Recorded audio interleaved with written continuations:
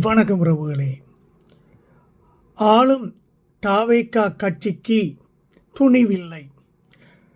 முதல்வர் ஜோசப் விஜய்க்கு திராணி இல்லை, பயந்து நடுங்குகிறார், தொடை நடுங்கியாக இருக்கிறார் என்றெல்லாம் பொது வழியில் பேசிக்கொள்கிறார்கள். காரணம் என்ன? பாஜக தமிழ்நாடு தலைவர் நயினார் நாகேந்திரன் சொல்லியிருந்தார், நீங்கள் அப்பா எங்கே என்று கேட்கிறீர்கள், அப்பாவை கேட்க வேண்டுமென்றால் நீங்கள் வீட்டில் போய் உங்கள் அம்மாவை அல்லவா கேட்க வேண்டும் என்று கிண்டல் அடித்திருந்தார். இது மட்டுமல்ல, அவர் முன்னமே நீங்கள் முதலில் திரிஷா வீட்டிலிருந்து வெளியே வாருங்கள், மற்றதை அப்புறம் பார்த்து கொள்ளலாம் என்றும் கிண்டல் அடித்தவர்தான். அவர் எப்படித்தான் கேவலமாக தாவேகாவையோ அல்லது ஜோசப் விஜயை கழுவி ஊற்றினாலும் அவரை கைது செய்யும் அல்லது அவர் மீது ஒரு வழக்கு போடும் அளவுக்கு துணிவு ஜோசப் விஜய்க்கு இல்லை என்று அரசியல் விமர்சகர்கள் கூறுகிறார்கள். அந்த அளவு இவர் பாஜகவுக்கு பயந்து நடுங்கி கொண்டுதான் இருக்கிறார் என்று சொல்வதில் உண்மையில் இல்லாமல் இல்லை.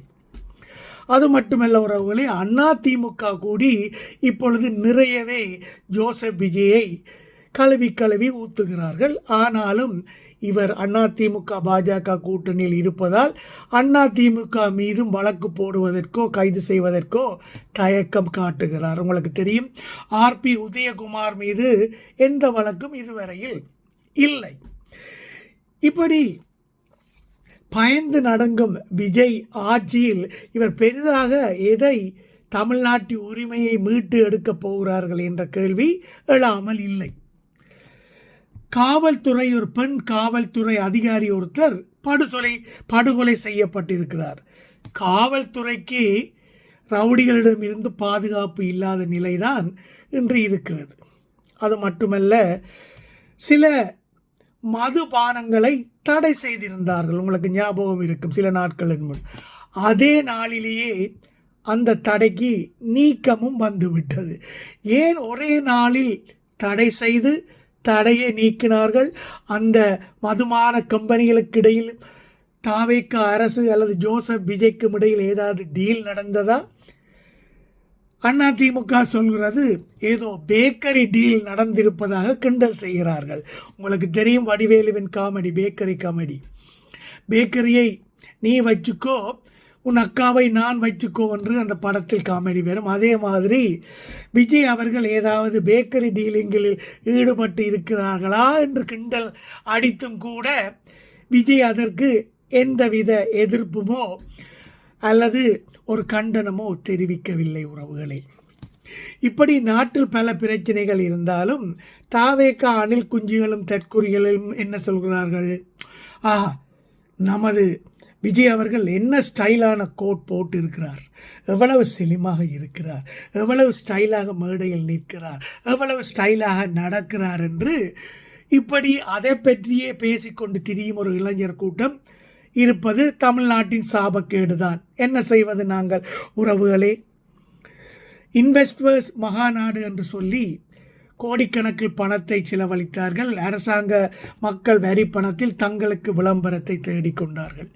அதில் தேவையில்லாத உண்மை இல்லாத செய்திகளை எல்லாம் வெளியிட்டார்கள். அதில் 10 கோடி ரூபாய் முதலீடு செய்யும் கம்பெனிக்கு 1 லட்சம் ரூபாய் கூடி கேபிட்டல் இல்லாத கம்பெனி எல்லாம் கொண்டு வந்து அமர்த்தி இருந்தார்கள்.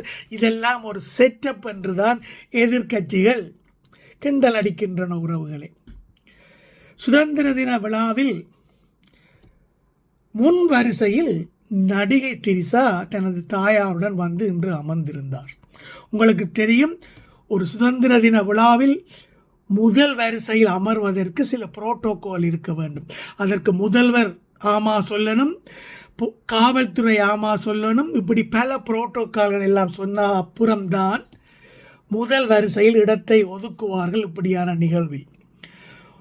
அப்படியாக எல்லோருடைய அனுமதி பெற்றுத்தான் நடிகை திரிஷா தாயாருடன் வந்து அமர்ந்திருந்தார். அந்த அனுமதியை யார் கொடுத்தது?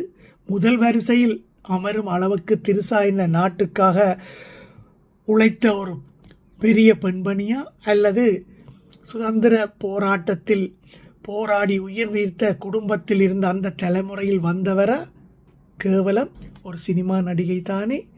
அவருக்கும் அவரது தாயாருக்கும் ஏன் இவ்வளவு முக்கியத்துவம்? இன்றைக்கு சமூக ஊடகங்களிலும் எல்லா ஊடகங்களிலும் திருசா போட்டு வந்த சேலை அழகு, அதன் கலர் அழகு, அவர் முதலமைச்சர் விஜயின் அப்பா பக்கத்தில் அமர்ந்திருந்தார், அப்பாவை பார்த்து சிரித்தார், விஜய்க்கு டாட்டா காட்டினார். இப்படித்தான் செய்திகள் உறவுகளே. எத்தனையோ நாட்டு பிரச்சனைகள் இருக்கும் பட்சத்தில் இன்று நடிகை திரிசாவின் அழகையும் அவர் வந்த முன் சீட்டில் அமர்ந்த லட்சணத்தையும் முதல்வரின் அப்பாவுக்கு பக்கத்தில் அமர்ந்ததையும் தான் ஊடகங்கள் பேசிக்கொண்டிருக்கின்றன. கேவலமாக இல்லை. உங்களுக்கு தெரியும், ஜோசப் அவர்கள் சிறந்த நடிகர், மாற்று கருத்து இல்லை. அவரின் அப்பா சிறந்த ஒரு டைரக்டர். இந்த டைரக்டரும் நடிகரும் சேர்ந்து திட்டமிட்ட நாடகம்தான் இன்று நடிகை திரிசாவை கொண்டு வந்து முதல் வரிசையில் அமர வைத்தது. அதுவும் அப்பாவின் பக்கத்தில் அமர வைத்து இன்றைய செய்தி முழுக்க அதை சுற்றியே வருவதற்கு ஏற்பாடு திட்டமிட்டே செய்ததான் இந்த நிகழ்வு. டைரக்டர் சந்திரசேகரின் டைரக்ஷனில் தயாரிப்பாளர் ஜோசப் விஜயின் தயாரிப்பில் அற்புதமாக நடித்திருந்தார் திரிஷா அவர்கள். இப்படி தாவேகா எப்போவுமே ஒரு ரீல்ஸ் அரசாங்கத்தை தான் நிகழ்த்தும். முக்கியமான நிகழ்வுகளை புறந்தள்ளுவதற்கு இப்படியான சினிமா ஆக்ஷன்ஸை காட்டிக்கொண்டே தான் இருக்கும். இப்படியான இவர்களது அணுகுமுறையை வெகு சீக்கிரம் பொதுமக்களும் மெல்ல மெல்ல உணர்ந்து கொண்டு தக்க பதிலடி தக்க நேரத்தில் கொடுப்பார்கள் உறவுகளே.